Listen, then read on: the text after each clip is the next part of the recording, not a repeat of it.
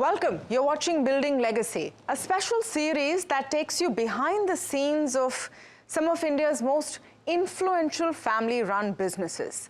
Now, in the episode today, we explore the high-stakes journey of preparing the future torchbearers. The survival and success of any family business hinges on, which is the next generation.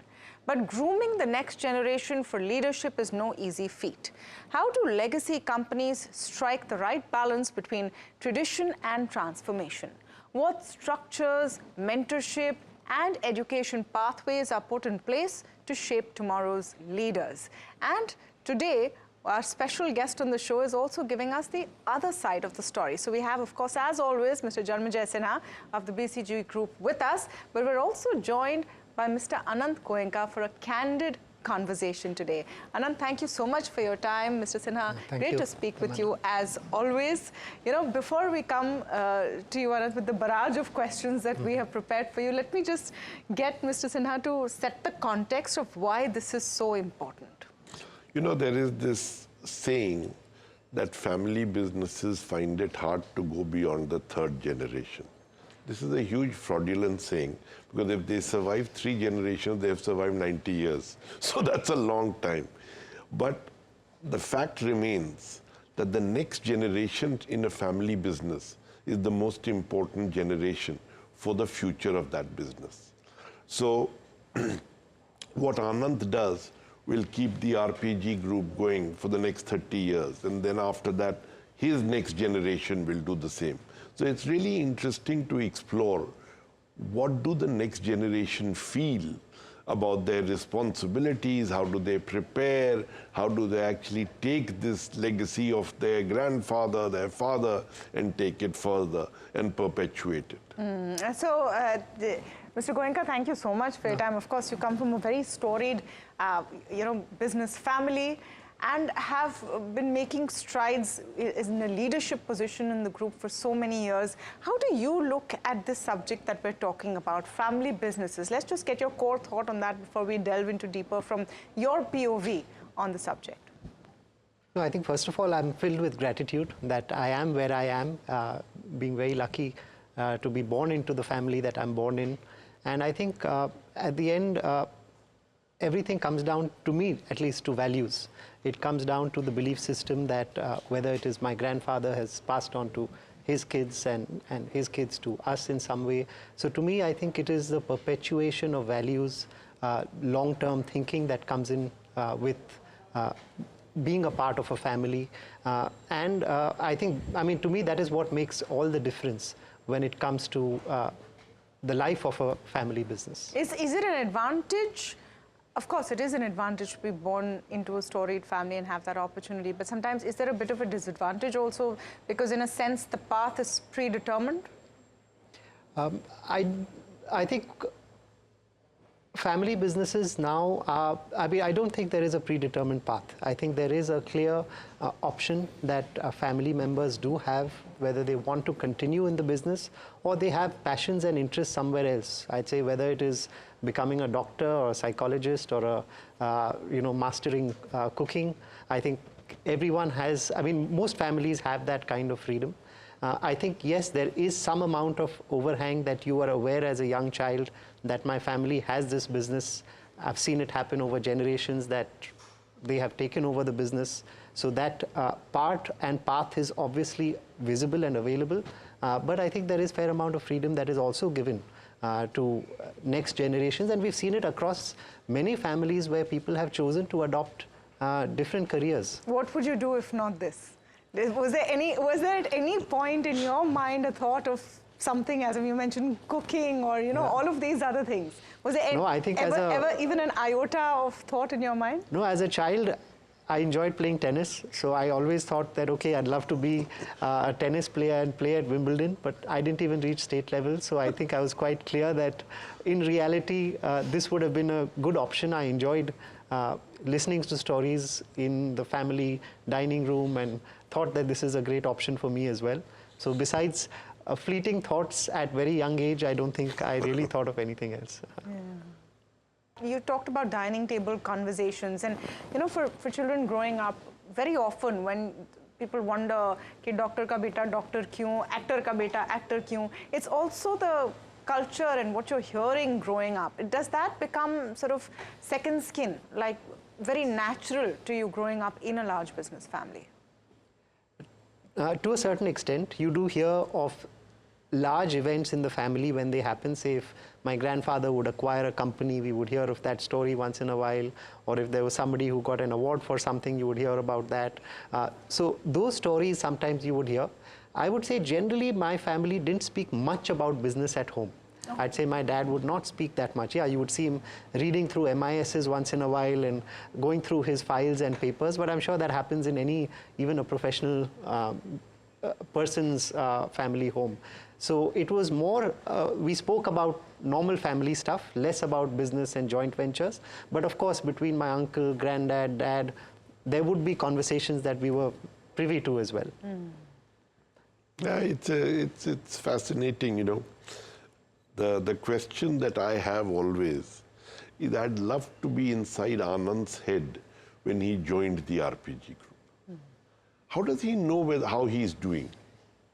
You know, everyone will know कि boss का बेटा है, you know me. Yeah, absolutely. And you know, you have to also prove yourself worthy to occupy the CEO's chair. You have to grow up. You have to show respect, the values, etc. It's a tough job. It's much harder for a next generation family member to enter the family business than for a normal successor to a CEO. Did you feel that? Because you've had work experience extensively outside the group and then come in as well. Right.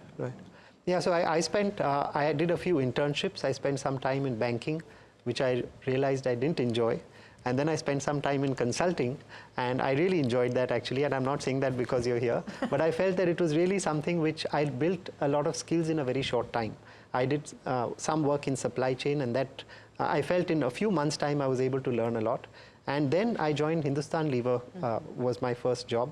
And there I was spent time in rural India, maybe 2 or 3 months, going around villages, building self-help groups and making these women into distributors, getting bank loans from the state bank and so on and so forth. So I think that was a very enriching experience for me personally.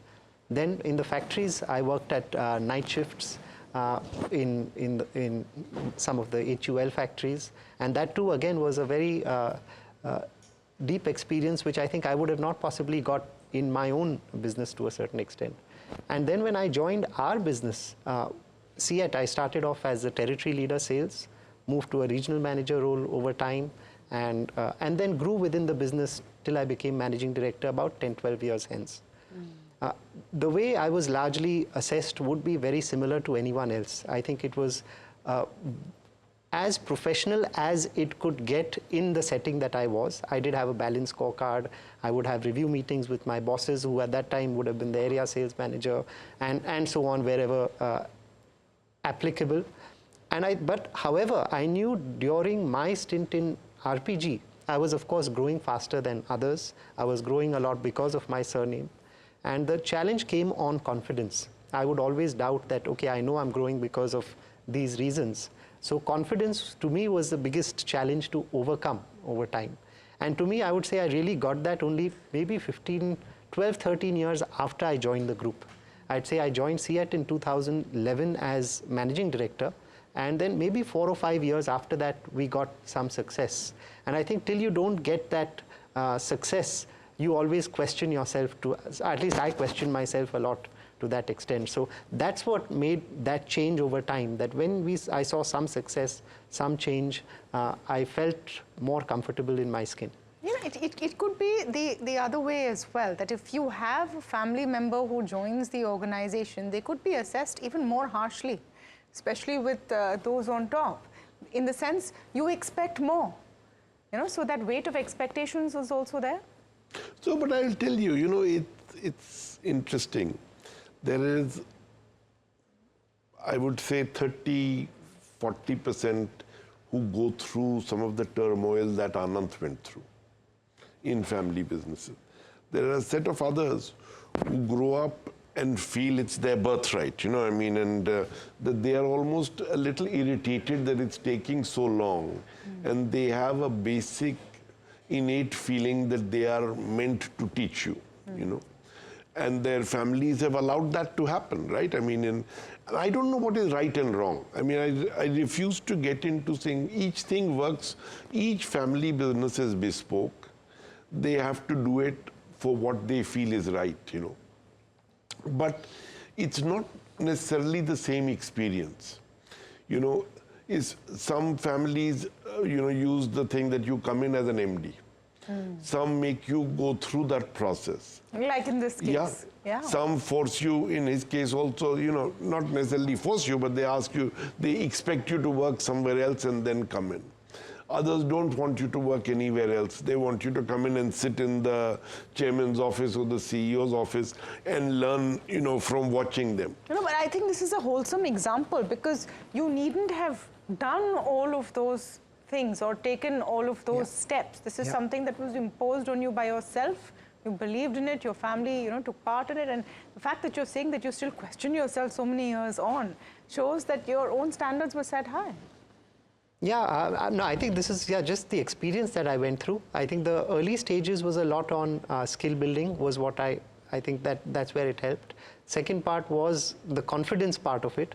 And I'd say also respect from peers, because one very important part for the family member is how do you work with your professional managers who are there, and how do you get that respect. And those were doubts that I always had in my mind, that okay, my head of marketing may have 25 years experience, I'm this 30-year-old kid who's come in. What if we have a difference of opinion? Who's right? And at that time there was always that dilemma, that who is right and how do I take that decision correctly. So whether it was, I mean, in some cases I had mentors who helped, but to me I'd say one difference or one point where there was a difference was when I went to do my formal education as an MBA. I had a professor by the name of Harry Kramer, and he told me a couple of things. He said, one is get everyone's points of view. In the end, do what you think is right, so do the right thing. Second thing is, he just said, use your common sense. I mean, in the end, a lot of people don't use common sense, but use common sense. And those were very simple messages that kind of struck with me on these dilemmas that I had. I also had a couple of fortunate opportunities where, even though I was territory leader sales, my CEO would call me once a week. He'd say, spend 1 hour with me a week, and I will chat with you about my experiences as managing director. And those were great learning experiences. He would just share stories one after the other of what he does, how he manages people. And being part of the family, I was lucky to get that experience. I was also invited to a lot of the leadership meetings. So if dad was having a review on M&A or on anything, or an executive committee meeting, I would be a part of that, even though I was much more junior. So those exposures gave some insight into higher level thinking while you're actually building skills on the ground. See, I want to bring out a very interesting conundrum on one thing that he highlighted, which is very important. You know, how do I know that I'm right? How do I earn respect from professional managers? Then there's the other side. How do I get autonomy from my father? How do I take big decisions, you know, on capital, on M&A, etc.? What can I change people? And how much is left unsaid? The father might be saying he should do what he wants. He may be saying, how do I have this discussion? How do you create that platform for open discussion with a parent? You know, most families don't have it. My sons don't feel that comfortable having some conversations with me. You know, I mean, they would rather have it with my, you know, with my brother or with some cousins of theirs rather than with me. These apply to them as well. And now there is a business which is running, and you know, you have this, what are my real decision rights when the parent is still there, who is well-meaning, who wants you to succeed, and what are the spaces that are there, you know? Can you make your own mistakes, or do they prevent you? How does one deal with all of this? This is complex, you know? And and there'll be two different ways of looking at it. Yeah. We have your point of view, but there could be the other point of view as well, how much to let go and how much to control. Did you ever face any kind of friction in this, right, where you had that question mark or you didn't maybe agree, but then, you know, you had to either give in or make your point? So for the first 10 years, I was growing in the organization. So my bosses were, whether it was the head of supply chain of a company or whether it was the managing director of the company, so non-family members. So it was very fairly professional. And if I disagreed with them, my boss's view was final. And I'd say when I became MD, then my dad was my boss. And again, there I played the role. We have 6 group companies. So within each company, there is a very clear schedule of authority for an MD in each company. Okay, this is the capital allocation decision where the MD has certain rights. Senior management, leadership, hiring decisions, MD has certain rights. And then some go up to the chairman and so on. So I'd say that we were fairly professional even then. So I had as much rights as MD of CEAT as maybe the MD of KEC and so on. So to that extent, that's how I was even wired. That's what I had seen my bosses, and so I moved to that kind of a role. And in the last 2-3 years, I've moved to a role of a vice chairman, now that I've moved on from my CEAT managing directorship. There, I had a chat with Dad in terms of how do we divide our responsibilities, and more importantly for the next levels, because suddenly you have one more layer which never existed. So how do you manage that? So there we had a very clear decision and discussion that, okay, this is how we will divide our schedule of authority. I will look at, say, for example, recruiting VP plus talent. He will look at senior vice president or whatever, and so on and so forth. So that's how we've kind of divided our work. I think it gives the next level a lot more clarity as well in terms of the rules. So you've cut out in advance any scope for conflict by demarcating those lines, and no one crosses either way. Fairly, I'd say it's fairly clearly divided. And the good thing is that we are not very complex. First of all, complex means there's 2 of us in the family, and we have multiple companies. Usually that complexity comes in when you have one company and you have 5 or 6 family members. That's when real stress comes in. So I think I'm fortunate that we have so many companies and just 2 family members in that sense, which makes it that much easier to kind of have your own space. That's a good point. There is the structure in this particular case leads to lesser friction than maybe in others. But the fact is, I don't know whether his sister wanted to come into the business or not. Sometimes it's conditioning, that you just are conditioned to not want it. But the next generation, they may grow up different, and they may want it. And so how do you start preparing them equally? Because there is, in India, I'm not talking about their family, there is a certain degree of chauvinism, that this is how the son is going to be trained and treated, and this is how the daughter is going to be trained and treated, So what happens later on, in different families, I'm now noticing this in the next generation, where there are a lot of women who want to actually get into the family business, and some males who don't want to get into the family business. It's both ways, and it's now creating a new lexicon really of the next generation. I think things are changing, perhaps as in professional sphere as well as in family businesses, where there is more of that equality, which is on the right path. I think the challenge really is, we've heard one example where there's a clear demarcation. What about when there isn't? When there is a patriarch who isn't willing to really let go? And that really is some of the challenges which you may have seen, Mr. Sinha, when you're consulting family businesses. That I may not always be right just because I started the company. Yeah, but as long as the patriarch is there, decision spaces are less because they started the company. And so they really don't need your approval on whether you agree or disagree with them.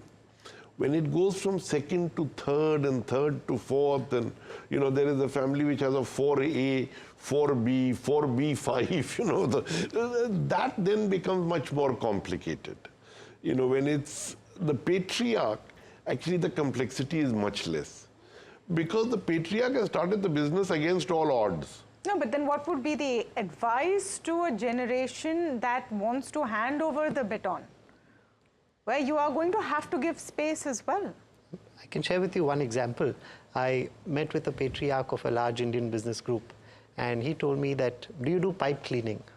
So I said, what does that mean? I don't know what that means. So he said, no, we have many relationships in the family, husband, wife, father, son, daughter, mother-in-law, and daughter-in-law, mother-in-law. Now, you have various pipes of conversation between the two. Those pipes get dirty over time because of unsaid issues, challenges that arise. So we clean our pipes every 6 months. Oh dear. So we have a person who comes in who makes us thrash out any differences that there are. And at the end of that, it's a trained person who will facilitate a discussion and across all relationships, so that every 6 months we know where we stand and all issues are thrashed out. And I think while that's very advanced, we don't do that, but I'd just say that a lot of challenges very often arise when it comes to personal issues, unsaid things, low communication. But I think this was something which was quite wise, which is a very unique story that I heard from this patriarch. I feel that the other point that Anant made is really deeply important. There are soft issues of rights and wrongs, which cause people to feel hurt. You need to know where people are hurting and find out ways to do things which are helpful. Don't get into right and wrong, get into helpful and unhelpful. To settle the hurts that may start to simmer. That's the soft issue which is important. Absolutely. I have another question in terms of what direction to take and whether there is a thought or not, and not of course specific to your case, but you may have insight on this. When you come in as next generation into a very storied family business, which has been stable, has been doing very well, do you look at diversifying, preserving, do more of the same? You just want to first of all keep the ship steady? Or do you say that, okay, I right now have these kind of resources at my disposal. I can do what a lot of people cannot do. I have that opportunity. In what way should you be thinking? I think growth is absolutely very important. So you not only want to preserve, preservation is important, but you want to grow. And you want to grow faster than the industry. You want to grow the best as any other company would want to grow. So I think that is absolutely important. Now the methodology for growth would vary, because if you're in industries which may be old world, which may be seeing a certain level of negative growth or flat growth, you may want to move to new industries.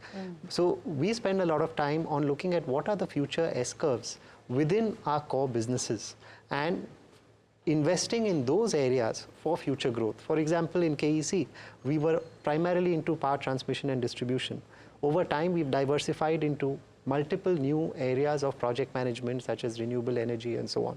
In tires, we've invested in a home delivery of tire company. As consumers are buying online, you can have the ease of getting your tires delivered at home, and so on and so forth. In our pharmaceutical business, we've invested and looking at growing further in API segment. So it's not necessarily a completely unrelated acquisition, but high growth in your current businesses. And if you have the capital and have that passion, of course, why not even look at unrelated spaces of growth? So in the sense, is that pressure sometimes there that you don't want to be another notch in the family tree, right? I mean, these businesses come and the hope of everyone is they last 100 years, right, or 90, 100, 150 years. You want to go down in the history books as someone who took it further in a significant way. Is that thought somewhere there at the back of the mind? No, I think absolutely. You want to grow the businesses. I don't know whether it's how you want to be thought of back. It's not only about money and growth, but how you're impacting your customers, how you're conducting your own self at work. Are you treating your people with compassion as you take decisions as well? So all of those things matter. Just as we wrap the show, final thoughts on this. What do you think is the one best thing? I'm simplifying it, but just for our viewers, one biggest advantage and one biggest disadvantage of being in the position that you are as the next generation of a legacy business? I think the biggest advantage is long-term thinking.